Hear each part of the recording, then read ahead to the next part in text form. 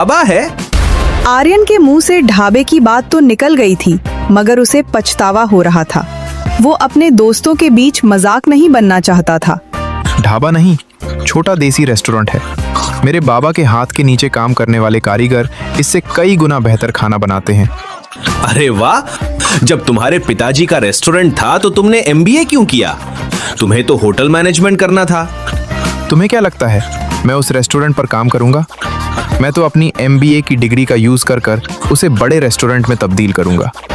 वैसे तुम्हारे रेस्टोरेंट के मेनू में कोई खास आइटम है क्या? अपने दोस्त की बात सुनकर आर्यन ने कुछ नहीं कहा, क्योंकि रामदीन चाचा का मानना था कि खाना दिल से बनता है। उनके ढाबे में कोई मेन्यू कार्ड नहीं था। जो ताजा ताजा बनता वही परोसा जाता। आर्यन ने कोई जवाब नहीं दिया।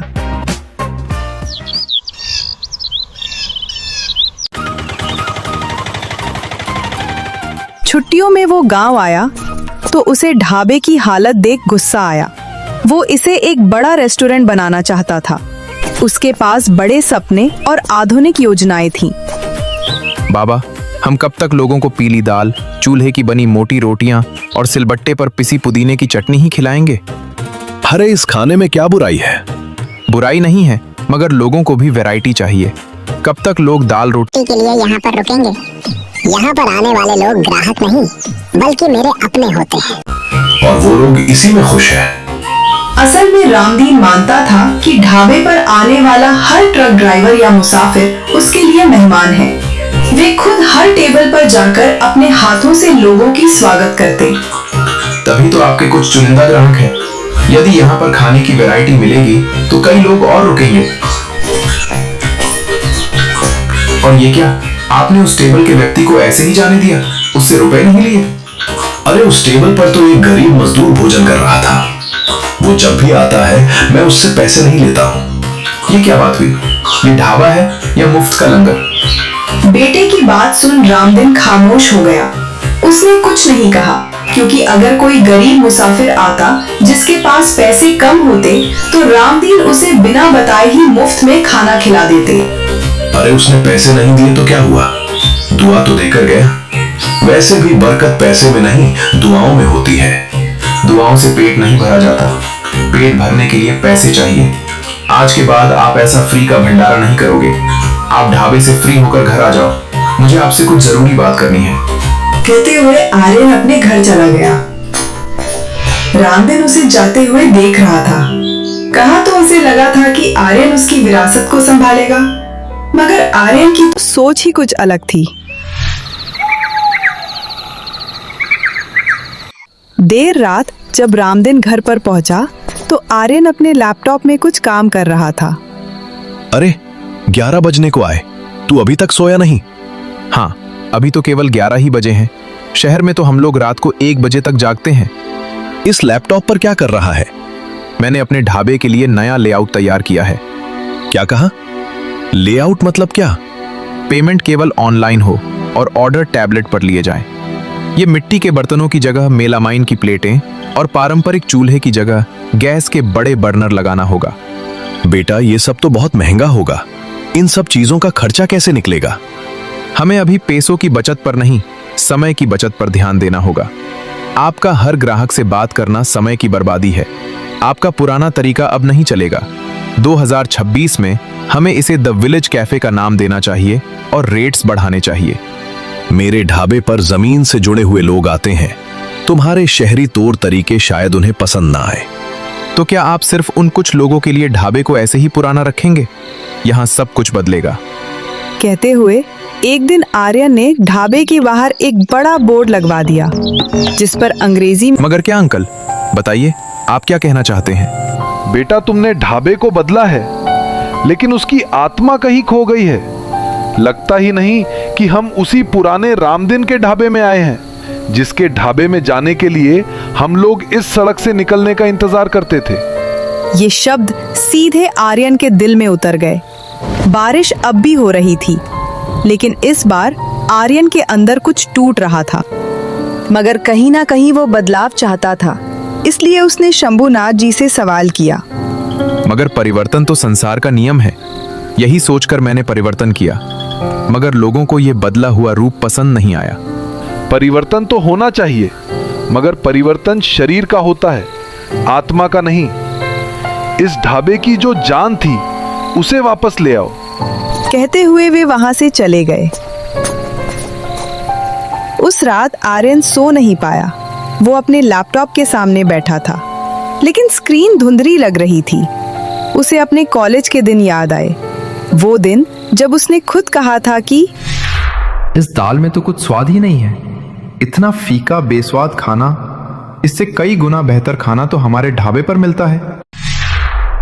फिर उसे अपने दोस्तों के सामने झूठ बोलना याद आया। ढाबा नहीं, छोटा देसी रेस्टोरेंट है।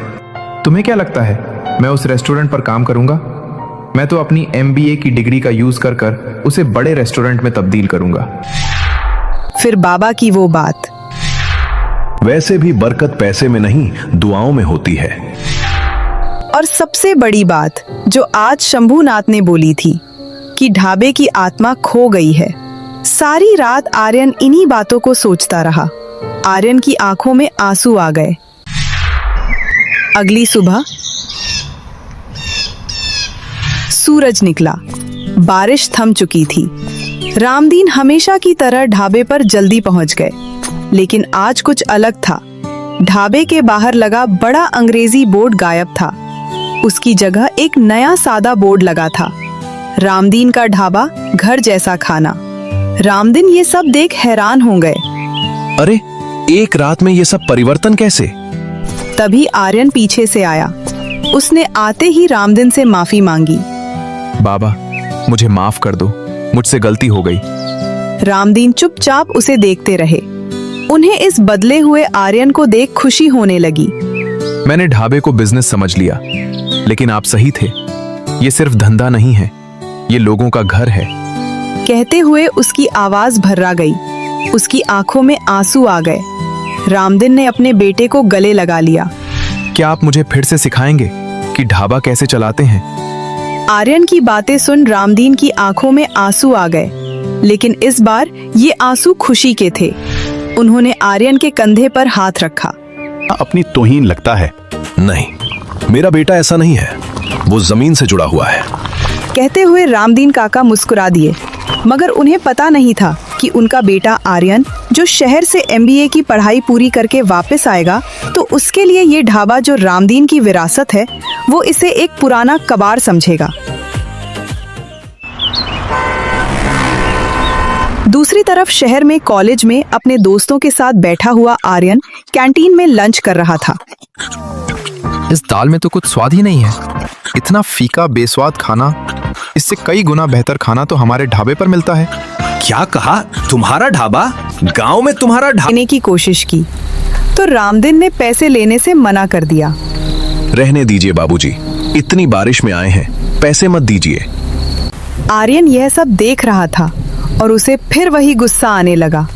उसे लगा था बारिश में फंसे बुजुर्ग से डबल पैसे कमाए जा सकते हैं, मगर उसके पिता ने पैसे लेने से ही मना कर दिया।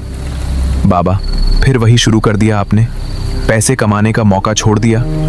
कभी कभी पैसे नहीं, रिश्ते कमाए जाते हैं बेटा। कहते हुए वो बुजुर्ग की ओर देख मुस्कुराने लगा, लेकिन इस बार कुछ अलग हुआ। बुजुर्ग ने भी आर्यन की ओर देख मुस्कुराते हुए कहा, बेटा तुम इस ढाबे के मालिक हो? जी, अब मैं ही संभालता हूँ। अच्छा, तो एक बात बताऊं, मैं भी कभी इसी हाईवे पर ट्रक चलाया करता था, करीब 25 साल पहले। रामदीन, तुम्हें कुछ याद आया? उस बुजुर्ग की यह बात सुनकर रामदीन की आंखें चमक उठी। वह उनका चेहरा याद करने की कोशिश करने लगा। अरे, तो आप हर महीने यहाँ रुकते थे। नाम क्या था? शंभूनाथ। उनकी बात सुन रामदीन खुशी से भावुक हो गए। उन्हें ऐसा लगा जैसे कोई बरसों का बिछड़ा हुआ परिवार का सदस्य हो। अरे शंभू भैया, मैं तो पहचान ही नहीं पाया, इतने साल बाद आज अचानक। कहते हुए दोनों गले मिल गए। आर्यन यह सब देखता रहा। उसे समझ नहीं आ रहा था कि यह क्या हो रहा है। बुजुर्ग फिर आर्यन की ओर देख मुस्कुराए। बेटा, जब मैं ट्रक चलाता था तब इस ढाबे पर हर बार रुकता था। यहाँ सिर्फ खाना नहीं मिलता था, यहाँ अपनापन मिलता था। कहते हुए उन्होंने जेब से एक पुरानी फोटो निकाली। उसमें जवान रामदीन, कुछ ड्राइवर और वही शंभुनाथ थे, सब हंसते हुए। एक बार मेरे पास पैसे नहीं थे, तब तुम्हारे बाबा ने मुझे 3 दिन तक खाना खिलाया, बिना कोई सवाल किए। उन्होंने एक बार भी पैसों का जिक्र नहीं किया। आर्यन का चेहरा धीरे धीरे उतरने लगा। उसे अपने पिता की अच्छाइयों का एहसास होने लगा था। उसे समझ आ गया कि वो गलत था। उसके पिता का बिजनेस का तजुर्बा सही था। आज मैं रिटायर हो चुका हूँ। मेरे बेटे का बड़ा बिजनेस है शहर में। हम बस पुराने दिनों को याद करने निकले थे और सोचा कि देख लें वो ढाबा अभी भी है या नहीं। मगर ने लिखा था प्रीमियम ऑथेंटिक विलेज एक्सपीरियंस। उसने खाने के दाम भी दोगुने कर दिए। बाबा, अब देखना आपका ढाबा कितना फेमस हो जाएगा। बड़े बड़े फूड ब्लॉगर यहाँ आएंगे। उनकी स्टोरी में सिर्फ एक ही नाम होगा, प्रीमियम ऑथेंटिक विलेज एक्सपीरियंस। कहते हुए आर्यन बहुत खुश था, मगर रामदीन जी चुपचाप ये सब देखते रहे। उन्होंने बेटे को रोकने की कोशिश नहीं की। वे जानते थे कि अनुभव सबसे बड़ा शिक्षक होता है। अगले 2 हफ्तों में ढाबे का नजारा बदल गया। जो पुराने ट्रक ड्राइवर और मुसाफिर सालों से वहां रुकते थे, वे अब आगे निकल जाते। उन्हें अब वहां वह अपनापन नहीं बल्कि दिखावा नजर आने लगा था। ये क्या? मैंने तो सोचा था रेट बढ़ाने से मुनाफा बढ़ेगा, मगर अभी तो लागत ही नहीं निकल पा रही है। हाँ, अब लोग भी कमा रहे हैं। धीरे धीरे ढाबा खाली रहने लगा। आर्यन परेशान हो गया। उसने सोशल मीडिया पर विज्ञापन दिए, फिर भी लोग नहीं आए। रामदीन ने उसे समझाने की कोशिश की, मगर आर्यन ने उनकी कोई बात नहीं मानी। वो अपनी जिद में अड़ा था। एक रात जब ढाबा बंद होने वाला था,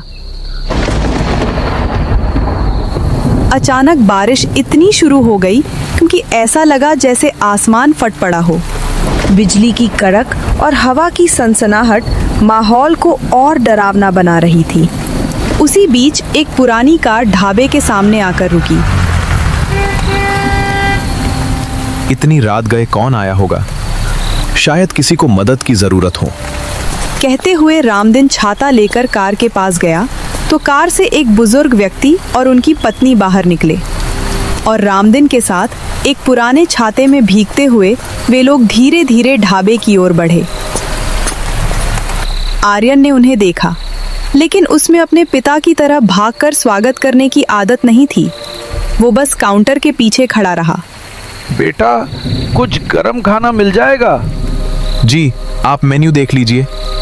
कहते हुए उसने टेबल पर रखा टैबलेट उनके आगे बढ़ा दिया। बुजुर्ग ने टैबलेट को उलझन भरी नजरों से देखा। बेटा, ये हमसे नहीं होगा, तुम ही बता दो क्या है खाने में। आर्यन थोड़ा झुंझलाया। उसे ग्राहकों से बात करने की आदत नहीं थी, मगर तभी पीछे से रामदीन बाबा आ गए। अरे आइए बाबूजी, इतनी बारिश में भीग गए, बैठिए, मैं अभी गरम गरम खाना लेकर आता हूँ। रामदीन ने तुरंत चूल्हे पर दाल चढ़ाई, ताज़ी रोटियां सेकी और साथ में हरी चटनी व गुड़ रख दिया। कुछ ही देर में दोनों के सामने सादा लेकिन खुशबूदार खाना परोस दिया गया। बुजुर्ग दंपत्ति ने पहला कौर खाया और उनकी आंखों में चमक आ गई। अरे, बिल्कुल वैसा ही स्वाद जैसे हमारे गांव में मिलता था। बहुत दिनों के बाद ऐसा देसी खाना खाया है। सच में दिल खुश हो गया। खाना खत्म होने के बाद बुजुर्ग ने जेब से पैसे निकालकर रामदीन को